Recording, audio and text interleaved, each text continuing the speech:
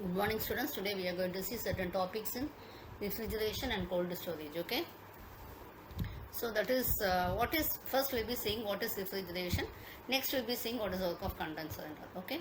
So refrigeration means it is a science of producing and maintaining the temperature below the surrounding atmosphere. So we have to remove the heat from our system what we are desired. Okay. For example, if you take it as your environment, you have to remove, and this means of removing of heat from the substance, and heat will be from always flowing from a warmer body to cooler one. Okay, until both the bodies are maintained at the same temperature. But normally when we are going, we have to, though the temperature is reduced, we have to again and again we have to cool that particular system. Okay, so the main applications you'll find in ice making, industrial air conditioning, transportation of foods are above and below freezing, chemical and related industries, and so this is the actually the work is given as input. Why? Because is normal heat flow is from hot body to cold body. So when our system becomes equal of temperature to the surroundings, the heat flow will stop. So we have to give some work input so that we are initiating this heat flow. Okay. So net refrigerating effect is defined as the product of the mass flow rate of the cooling medium. That is, the normally this net refrigeration will be mass into the enthalpy change. Okay, so it is a difference in the enthalpy between the entering and leaving fluid multiplied by the mass, etc. Okay, the COP of measures the efficiency defined as the ratio of the desired cooling, that is heat removed from the cold space to the work input and all. So normally the work input is energy used by the compressor, and the higher COP means a higher efficiency requiring less electricity and all. Okay, so what you call it is a condenser. So condenser is very important part of your refrigerator. So it denotes a set of coils which are located at the bottom of the appliance and all. So what is the main purpose is the compressed refrigerant gas is to be cooled, and it is to be condensed into a low pressure liquid.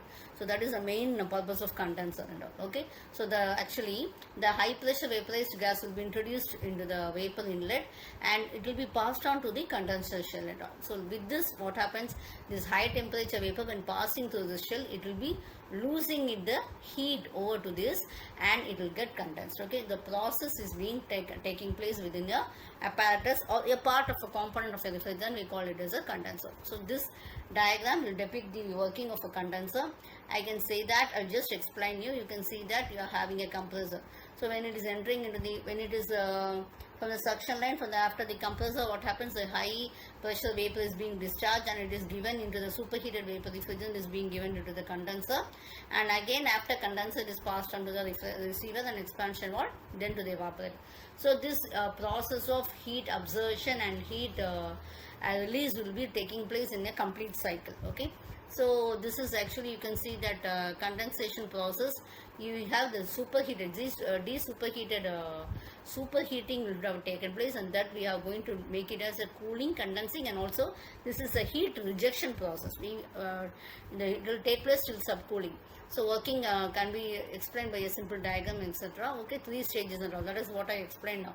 A will be a compressing the 3 stages. The compressor will be superheated, and the compressor adds more heat, and the highly superheated vapor is pumped onto the condenser, etc. So in the condenser will be cooling the refrigerant in the 3 stages. Okay, that is called as 2 to 3. That is called as 2 to 3. And next one is your 3 to 4. Then the saturated vapor refrigerant gives to the latent heat and condensed to a saturated liquid refrigerant. So that is, we call it as the that is denoted by the diagram 3 to 4. Normally the condenser will be working by heat transfer, and also it works by the heat transfer. Step to step is, first one is heat transfer, cooling the refrigerant, and condensation into liquid, and this will be a continuous cycle. Okay, so the heat rejection factor will be equal to the heat gained by the gas in the condenser divided by heat absorbed by the refrigerant vapor or evaporator. So we get it as 1.2. Okay, so the cooling medium is either air or either water. So we have either air cooled condensers, or otherwise we have water cooled condensers. The condensing will be the air cooled condensers operate by using the surrounding air to remove the heat from the vapor and all. So this transferred, the heat will be transferred to the tube walls and through the natural or forced convections, etc. We use the atmospheric air to cool the vapor.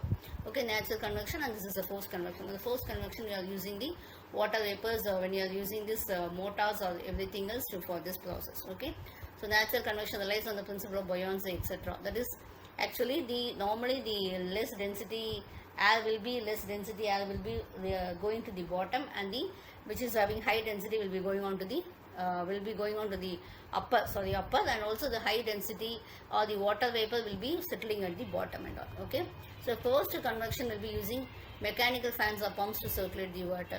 Okay, so with this I am completing the topic of condensers, and will be meeting in the next video.